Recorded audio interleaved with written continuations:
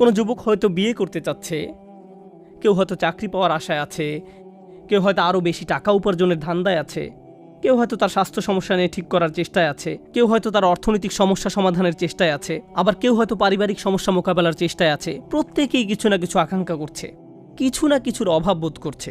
মূলত আমরা দুটি জিনিসের পেছনে ছুটি। হয় আপনি এমন ভালো কিছুর সন্ধানে আছেন যা এখনও অর্জন করতে পারেননি, যেমন গাড়ি চালিয়ে কোথাও যাচ্ছেন আর রাস্তার পাশে চমৎকার একটা সুন্দর বাড়ি দেখলেন, তখন ভাবতে লাগলেন একদিন ইনশাআল্লাহ। অথবা কোনো গাড়ির দিকে তাকিয়ে মনে মনে ভাবেন একদিন আমিও এরকম একটা গাড়ি কিনবো। এরপর আপনি আপনার মোবাইল ব্যাংকের অ্যাকাউন্ট চেক করে দেখেন কত টাকা আছে। Not enough, not enough, not enough. এভাবে জমতে থাকলে আর মাত্র 12 বছর পরে এই গাড়িটি কিনতে পারবো। তাহলে প্রতিটি মানুষ এমন কিছুর পেছনে ছোটে যা এখনও সে অর্জন করতে পারেনি। এটা হলো এক ধরনের আকাঙ্ক্ষা। আর দ্বিতীয় ধরনের আকাঙ্ক্ষা হলো আমাদের জীবনে নানান রকম সমস্যা রয়েছে। আমরা হয়তো কোনো কঠিন গ্যাড়াকলে আটকা পড়েছি, বা কোনো গভীর দুঃখ, পারিবারিক সমস্যা, মানসিক অশান্তিতে আছি এবং আমরা এর থেকে মুক্তি চাচ্ছি। তাহলে হয় আমরা ভালো কিছু জীবনে যুক্ত করতে চাচ্ছি, অথবা খারাপ কিছু জীবন থেকে দূর করতে চাচ্ছি। সংক্ষেপে বলতে গেলে মানব জীবনের সকল চেষ্টা মূলত দুটো বিষয়কে কেন্দ্র করেই। এখন আল্লাহ বলছেন, যেহেতু তোমরা সব সময় কিছু না কিছু পাওয়ার ইচ্ছে করছো, তাই তোমরা দুর্বল। তোমরা দুর্বল। তুমি অর্থ চাও, তুমি দুর্বল। তুমি শান্তি চাও, তুমি দুর্বল। তুমি স্থিরতা চাও, তুমি দুর্বল। তুমি নিরাপত্তা চাও, তুমি দুর্বল। তুমি সুখ চাও, তুমি দুর্বল। তুমি সামাজিক পদমর্যাদা চাও, তুমি দুর্বল। তুমি ডিগ্রি চাও, তুমি দুর্বল। তুমি বিয়ে করতে চাও, তুমি দুর্বল। তুমি সন্তান চাও, তুমি দুর্বল। তুমি তোমার সন্তানকে বিয়ে করাতে চাও, তুমি দুর্বল। তুমি যে এই সমস্ত কিছুর আকাঙ্ক্ষা করছো, তা তোমাকে কি বানাচ্ছে? দুর্বল। আর যে জিনিসগুলো তুমি কামনা করছো তাও দুর্বল। আচ্ছা, আমি বুঝলাম, আমার যেহেতু এগুলো নেই তাই আমি দুর্বল, কিন্তু আমি যে জিনিসগুলো কামনা করছি সেগুলো কিভাবে দুর্বল? আচ্ছা, আপনাদেরকে একটা উদাহরণ দিচ্ছি। অনেক অনেক আগে আমি একবার অ্যাবনর্মাল সাইকোলজির একটা ক্লাসে উপস্থিত ছিলাম। তো আমাদের প্রফেসর এক যুবকের উদাহরণ দিলেন। ঘটনাটি ঘটেছিল 70-এর দশকের শেষ দিকে। সে সময় যুবকটি নিউ ইয়র্ক ইউনিভার্সিটিতে ক্লিনিক্যাল সাইকোলজির উপর পিএইচডি করছিল। তখনকার সময় ইমেইল, হার্ড ড্রাইভ এগুলো ছিল না। ছেলেটি তার 455 পৃষ্ঠার থিসিস টাইপ করে ডিপার্টমেন্টে জমা দিল। আর এই থিসিস তৈরি করতে তার 5 বছর সময় ব্যয় করতে হয়েছিল। এটার দ্বিতীয় কোনো কপিও ছিল না। সে অরিজিনাল কপি ডিপার্টমেন্টে জমা দিল, কিন্তু ডিপার্টমেন্ট তার থিসিসটি হারিয়ে ফেলল। 5 বছরের পরিশ্রম বৃথা গেল। 90-এর দশকের মাঝামাঝি সময় পর্যন্ত তাকে দেখা যেত। সে তখন বুড়ো হয়ে গিয়েছিল। সে ইউনিভার্সিটির ক্যাম্পাসে ঘুরে ঘুরে সবাইকে বলতো, এখানে পড়তে যেও না, তারা তোমার কাজ চুরি করে ফেলবে, তারা তোমার জীবন ধ্বংস করে ফেলবে। এখানে শিখতে যেও না, এরা একদল প্রতারক। আর কাউকে কোনো কাগজ জমা দিতে দেখলে বলতো, তাদেরকে এটা দিও না, তারা এটা হারিয়ে ফেলবে। তাকে কয়েক সপ্তাহ পর পর কোনো জিনিস নয়, এটি হারিয়ে গেছে। আর যখন এটি হারিয়ে গেল, তুমি ভেঙে পড়লে। তাই আল্লাহ আমাদের একটি ব্যাপার শিক্ষা দিচ্ছেন, আমরা যেসব জিনিসের পেছনে ছুটে বেড়াই সেগুলো আসলে দুর্বল। আমরা ভাবি এগুলো কোনোভাবে আমাদের শক্তিশালী করে তুলবে, আমাদের এক ধরনের স্বীকৃতি দেবে, বা আমাদেরকে আরও বেশি নিরাপদ করে তুলবে। আমরা যদি আরও টাকা কামাতে পারি তাহলে আরও বেশি সুখী হব। যদি এই সমস্যাটা কেটে যায় তাহলে সব কিছু নিখুঁত হয়ে যাবে। আমার যদি একটা বাড়ি থাকতো।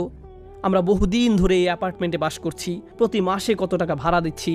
তারপর যখন আপনি একটা বাড়ির মালিক হন, প্রপার্টি ট্যাক্স, বাথরুমের প্লাম্বিং কাজ করে না, রান্নাঘরে সমস্যা, ফাউন্ডেশন কাঁপছে, দেয়ালে ফাটল দেখা দিয়েছে, শ্যাওলা জমেছে, প্রতিবেশীরা পাগল বানিয়ে দিচ্ছে, জানালা ভেঙে গেছে, এভাবে হাজারো রকম সমস্যা এসে জড়ো হয়। ভেবেছিলেন নিজের বাড়িতে উঠলে সব সমস্যার সমাধান হয়ে যাবে। এখন শুধু সমস্যা আর সমস্যা, সমস্যা আর সমস্যা। আমরা এমন সব জিনিসের পেছনে ছুটে বেড়াই, সেগুলো কি দুর্বল। আর প্রতিবার যখন আমরা এমনটা করি, এটা প্রমাণ করে দেয় আমরা কতটা দুর্বল। আপনি যদি সারাক্ষণ চিন্তা করতে থাকেন, যদি ওই জিনিসটা থাকতো তাহলে আমি সুখী হতাম, যদি অমুক সমস্যাটা চলে যেত, ওই মানুষটা আমার জীবন দুর্বিষহ করে তুলেছে, যদি সে একটা বাসের ধাক্কা খেত, থাকি আর এতে পুরোপুরি আচ্ছন্ন হয়ে পড়ি। আর আল্লাহ আজ্জা জাল্লা বর্ণনা করছেন, জানো তুমি কত দুর্বল? তুমি একটি মাছির চেয়েও দুর্বল। দউফাত তালিব ওয়াল মাতলুব। যখন তিনি এভাবে বলছেন, আমি আপনি মজ্জাগতভাবে, অবিশ্বাস্যভাবে কতটা দুর্বল, একটু চিন্তা করে দেখুন। আপনাদের প্রত্যেকের মাথায় বিভিন্ন জিনিসের চিন্তা আছে প্রতিদিন। আমরা এখন রোজা রাখছি, নামাজ পড়ছি, আর আলহামদুলিল্লাহ নামাজ পড়ার সময় আমরা মনোযোগ ধরে রাখার চেষ্টা করি, কিন্তু এর বাইরে আপনার মাথায় কোন চিন্তা ঘুরঘুর করে? আপনি কি নিয়ে উদ্বিগ্ন থাকেন? আপনি কি নিয়ে চিন্তা করেন? কোন চিন্তাটি আপনার মাথায় সারাক্ষণ ঘুরতে থাকে? কোন জিনিসটির ব্যাপারে ভাবেন এটা যদি থাকতো, আর কোন জিনিসটির ব্যাপারে ভাবেন যদি এটা না থাকতো? কারোর জন্য অসুস্থতা, কারোর জন্য ডিপ্রেশন, কারোর জন্য দুঃখ, কারোর জন্য হয়তো কোনো ব্যক্তি। কেউ কেউ ভাবেন যদি ওই মানুষটা আমার ব্যাপারে খুশি হতো। তারা অন্য একজনকে খুশি করার চিন্তায় মশগুল থাকেন। যদি আমার বাবা আমার উপর খুশি থাকতেন তাহলে আমি সুখী হতাম। কিন্তু আপনার বাবাও তো একজন মানুষ। তিনি যদি আজ খুশি হয়েও থাকেন, কাল হয়তো তার জীবন শেষ হয়ে যেতে পারে। তারপর আপনি কি করবেন? এরপর আপনি কোথায় দাঁড়াবেন? সুতরাং আমি আর আপনি এভাবে এসব জিনিসের পেছনে ছুটতে থাকি। আর এর পরের আয়াতে আল্লাহ আজ্জা ওয়া জাল্লা বলেন, মা কদারুল্লাহ হাক্কা কদরিহি, তারা আল্লাহকে যথাযথ মর্যাদা দেয় না। ইন্নাল্লাহ কওয়িয়্যুন আজিজ, নিশ্চয়ই আল্লাহ শক্তিধর, মহাপরাক্রমশালী। তুমি দুর্বল, কিন্তু আল্লাহ সর্বশক্তিমান। তিনি আরও বলেন, তোমরা আল্লাহকে যথাযথ মর্যাদা প্রদান করনি। জানেন তিনি আমাকে আপনাকে কি বলছেন?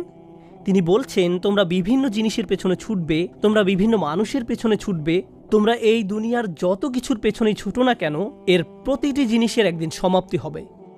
এর প্রতিটি জিনিস দুর্বল। এই কারণে তুমিও দুর্বল হয়ে পড়েছ। এই জন্য তুমি বারবার দুঃখ ভারাক্রান্ত হয়ে পড়ছ। ফলশ্রুতিতে তুমি বারবার ক্ষতির সম্মুখীন হচ্ছ। কিন্তু শেষবারের মতো যখন তুমি এই সিদ্ধান্ত গ্রহণ করবে, তোমার যত চাওয়া পাওয়া আছে তার মাঝে সবচেয়ে বড় চাওয়া পাওয়া হলো তোমার মালিককে খুশি করা, যখন তুমি সব কিছুর উপরে আল্লাহর সন্তুষ্টিকে প্রাধান্য দাও, যখন তুমি সত্যিকার অর্থে তোমার অন্তর থেকে এটা করতে পারবে, একমাত্র তখনই, যেহেতু তিনি শক্তিধর। জানেন আল্লাহ এইমাত্র আমাদের শেখালেন, যখন তুমি দুর্বল কাউকে পেতে চাও তখন তুমিও দুর্বল হয়ে পড়ো। কিন্তু তুমি যদি আল্লাহকে চাও, যিনি শক্তিধর এবং মহাপরাক্রমশালী, তাহলে এটা তোমাকে কেমন করে তুলবে? এটা তোমাকেও শক্তিশালী করে তুলবে। আর যখন তুমি শক্তিশালী হয়ে উঠবে, জীবনে বিভিন্ন জিনিস আসবে যাবে, কিন্তু তোমার শক্তিমত্তার কোনো কমতি হবে না। যে জিনিসের পেছনে তুমি ছুটছো তা ভেঙে পড়ার কারণে তখন তুমি আর ভেঙে পড়বে না, কারণ তুমি দুনিয়ার এসব তুচ্ছ জিনিসের চেয়েও অনেক অনেক উচ্চ একজনের সন্তুষ্টির অন্বেষণ করছো। আমি বলছি না যে আপনি এই দুনিয়ার কোনো কিছু চাইতে পারবেন না, কিন্তু আয়াতটি আমাদেরকে একটি ব্যাপারে শিক্ষা দিচ্ছে। আমরা যখন এসব পার্থিব বিষয় কামনা করব, আমরা বুঝবো যে এগুলো দুর্বল। পার্থিব এসব বিষয় জীবনে আসবে যাবে, কিন্তু আমরা কখনো আল্লাহকে হারাতে পারবো না। লক্ষ্য করুন, মানব জাতির ব্যর্থতা হলো, যখন তারা পার্থিব কোনো জিনিস পেতে ব্যর্থ হয়, তারা আল্লাহকে ভুলে যায়। তাদের চাওয়া পাওয়ার জিনিসটি না পেলে তারা নামাজ পড়া ছেড়ে দেয়।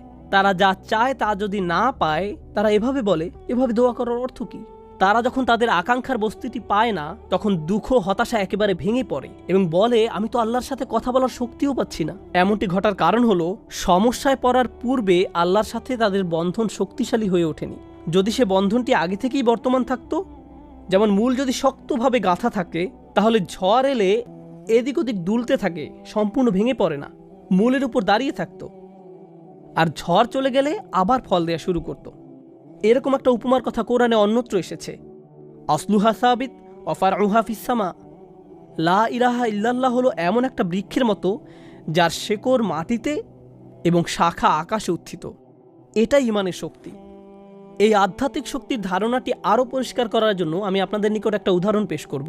শক্তিকে আমরা বিভিন্ন জিনিসের সাথে সংযুক্ত করি। আমি বহু বছর আগে একটা ঘটনা নিয়ে কথা বলছিলাম, কিন্তু এখন এটি আমাকে অনুপ্রাণিত করে। যুক্তরাষ্ট্রের নিউ অরলিন্স অঙ্গরাজ্যের একটা পরিবারের একটা ঘটনা।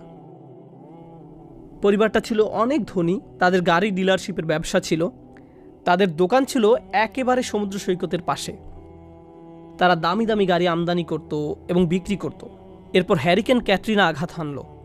ক্যাটরিনা এসেছিল বিশাল জলোচ্ছ্বাস নিয়ে এবং এর ফলে তাদের কেনা সকল গাড়ি ভেসে গেল। একমাত্র লেক্সাস এলএস মডেলের একটা গাড়ি বর্তমান ছিল এবং পরিবারটা এই গাড়িতে করেই হ্যারিকেন আক্রান্ত এলাকা থেকে পালিয়েছিল। দুর্যোগ শেষ হওয়ার কয়েক মাস পরে স্টেটের সব কিছু খুলে দেওয়ার পর আমি আবার তাদের সাথে দেখা করতে গিয়েছিলাম। যে পরিবারটি মাসে প্রায় 2 কোটি টাকা আয় করত, তারাই এখন সেই লেক্সাস গাড়িতে করে পিজা ডেলিভারি দিচ্ছে। পরিবারটি এখন এই কাজ করছে।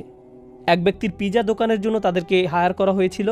মা বাবা দোকানে পিজা বানাতো আর ছেলে লেক্সাসে করে সেই পিজা ডেলিভারি দিত। আমি যখন এটা দেখলাম, কল্পনা করতে পারেন অন্য কেউ যদি এরকম পরিস্থিতিতে পড়তো, অন্য কোনো মিলিয়নিয়ার যদি এভাবে দেউলিয়া হয়ে যেত, তাদের কি হতো? তারা সম্পূর্ণ হতাশ হয়ে যেত, মদের বোতল হাতে জীবন পার করে দিত। কারণ তারা মনে করত যা তাদের ছিল তাই তাদের শক্তিশালী করেছে। এখন যেহেতু এই সম্পদ হারিয়ে গেছে, আমার পক্ষে আর এই পরিস্থিতি মোকাবেলা করা সম্ভব নয়, এই ধরনের ক্ষতি সহ্য করা সম্ভব নয়। কিন্তু এই পরিবারের ক্ষেত্রে যখন আমি তাদের সাথে দেখা করলাম, সবাই খুবই শান্ত, নির্বিঘ্ন। বাবার অনেক বয়স হয়েছিল। এই রকম বয়সে এমন ক্ষতির সম্মুখীন হলে মানুষ হার্ট অ্যাটাক করে, উচ্চ রক্তচাপে ভোগে, কিন্তু এই মানুষটা সম্পূর্ণ শান্ত। তো আমি তাকে জিজ্ঞেস করলাম, কিভাবে এটা সম্ভব? আমি এমনকি আমার প্রশ্ন করাও শেষ করতে পারিনি। আমি শুধু বললাম, কিভাবে? তিনি হেসে উঠলেন। তিনি বললেন, যখন ব্যবসা ভালো ছিল আমি সারাক্ষণ ফোনে ব্যস্ত থাকতাম। শিপমেন্ট এসে পৌঁছেছে কিনা, পেমেন্ট দিতে দেরি হচ্ছে কিনা, কার কি ডেলিভারি দেওয়া প্রয়োজন, কাস্টমার খুশি কিনা, ট্যাক্সের হিসাব ঠিক আছে কিনা, কর্মচারীদের সমস্যা, অমুক সমস্যা, তমুক সমস্যা, এসব কারণে আমি কোনো মতে জুমার নামাজে উপস্থিত হতে পারতাম কোনো রকমে।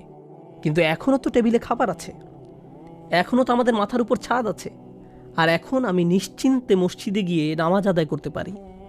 আর সকালে ঘুম থেকে উঠে আমাকে কিচ্ছু নিয়ে ভাবতে হয় না, একমাত্র আমার রবকে মনে করা এবং তার কৃতজ্ঞতা জ্ঞাপন করা ছাড়া। আমার আসলে মনে হয় আমার জীবন শেষ হওয়ার পূর্বে আল্লাহ আমাকে সহজ জীবনের এই নিয়ামত দান করেছেন।